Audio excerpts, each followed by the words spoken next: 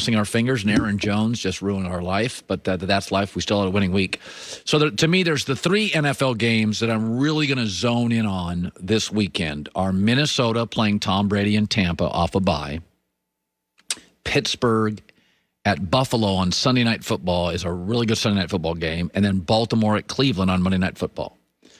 And there's a reason I'm going to watch those games. So I do a Super Bowl bubble. I do it about once a month. These are the teams I think, and some of them are coming off an ugly loss. Some have an injury I don't like, but they have enough things, I think, that make them a Super Bowl eligible team. So my Super Bowl bubble right now has Buffalo, Kansas City in the AFC, then the Rams, Green Bay, Saints in Seattle. I know Seattle's coming off an ugly loss, but I like them right now. Now, the three teams I have on the outside, the perimeter of it, are the three teams in the three biggest games. If they win or do something that I don't think they're capable of, then they're in. And that would give us 9 Super Bowl teams. And again, one of these could lose this weekend and be out.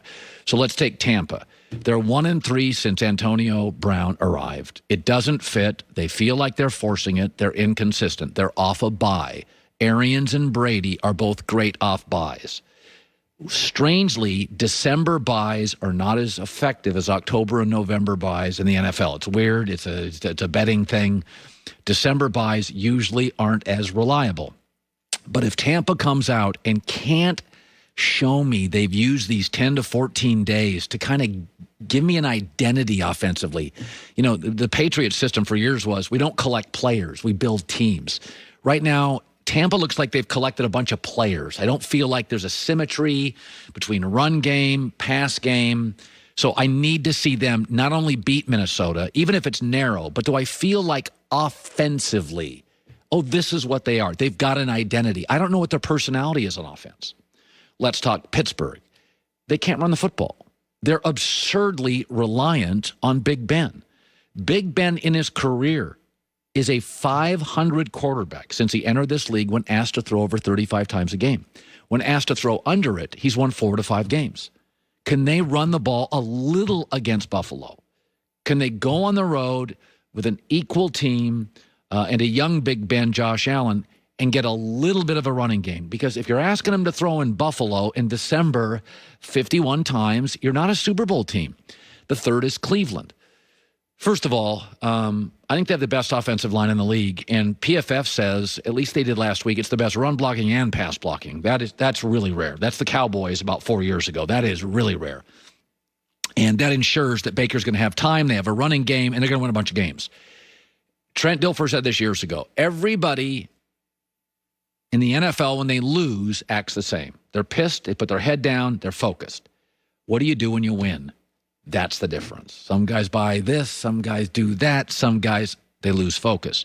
So Cleveland just had, in my opinion, their biggest win in, I don't even know how many years, 10, 15? Like, go to Tennessee, a team that was lightning in a bottle last year, Vrabel's very respected, Derrick Henry, and really crush them for the first hour and a half of the football game. Just roll them over. But then Cleveland was awful in the second half, and what are they going to do now? Monday Night Football, standalone game. The nation is turning in to see you against a divisional rival. If they put back-to-back wins together, and this is the big TV game. This isn't getting lost on a Sunday. This is everybody's going home to watch Baker and the Browns, and it's divisional rival. They're off their biggest win. If they go out, and they don't even actually, to me, have to win. Can they be turnover-free? Can they look energized? Can they be focused? Can they be low on penalties? 26-24 either way, I'm like, okay, that's a grown-up. Because Baltimore's a real team. I think Baltimore's better than people think. They're a real team. And if Cleveland wins or is really looks smart and like adult, like they're into a Super Bowl bubble. So that's where we stand today. Now, Joy's got another story. It's not worth more than a couple of minutes, but it is an interesting story. The Final Four in college football right now are Bama, Notre Dame, Clemson, Ohio State. Dabo Swinney was asked about Ohio State, which only played 5 games, and he responded with what, Joy Taylor? Well, he said, he's a coach, so, it doesn't really matter. But if he was on a committee, he said he thinks there just has to be some type of standard. if I was on a committee, it would be hard for me to leave out a 10-1 Texas A&M or an 11-game Florida team over a team that's played 6 games. That would be hard for me if I was on a committee, but I'm not on the committee, so it doesn't really matter. Yes, this is a fair argument. Now, I do think the eye test matters. I know people, it's elitist. It's not elitist. Having eyes is not elitist. You have them too. I don't believe that's elitist.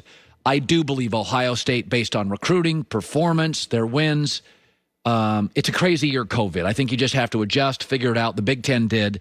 I would put them in. But I will say, if Florida, Dan Mullen, an unbelievable coach with an NFL quarterback, Kyle Trask, played Ohio State, I think it's a very good football game, and it's a go-either-way game. I would take Ohio State, but it's a go-either-way game. It would be one thing if you looked at Florida, sized them up, and you didn't think they had a good coach, and they had a non-NFL quarterback, and you were like, Ohio State would win this game. The line would be around 3 points. So you've got a world-class coach at Florida and an NFL quarterback in the first round. There's going to be those that argue Florida over. Like, I get it. Like, that's a legitimate argument. I would take Ohio State, but I get the Florida argument and Dabo's argument. Oh, God. The Clemson-Ohio State play. I can't wait. Blazing 5 on a Friday. Next.